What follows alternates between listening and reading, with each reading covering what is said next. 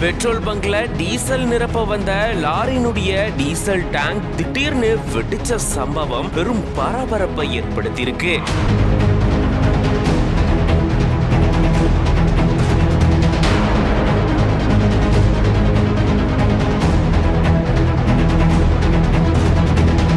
Tank வெடிச்சு தீப்பிடிக்க ஆரம்பிச்ச உடனே ஊழியர்கள் உடனடியா தீய அணைச்சதால பெரும் விபத்து தவிர்க்கப்பட்டிருக்கு. இது தொடர்பான பதபதைக்க வைக்கக்கூடிய காட்சிகள் வெளியாகி வைரல் ஆயிட்டு வருது.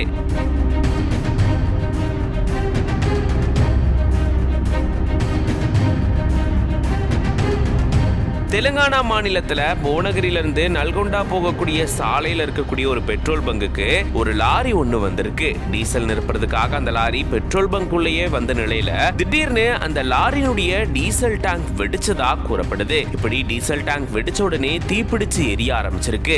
ஏற்கனவே இது பெட்ரோல் பங்க் அப்படின்றனால இதனால மிகப்பெரிய விபத்து ஏற்பட இருந்திருக்கு. ஆனா உடனடியா துரிதமா அங்கிருந்த ஊழியர்கள் டீசல் டேங்க்ல பிடிச்ச தீய அணைச்சிருந்திருக்காங்க. இதனால பெரும் விபத்து தவிர்க்கப்பட்டிருந்திருக்கு.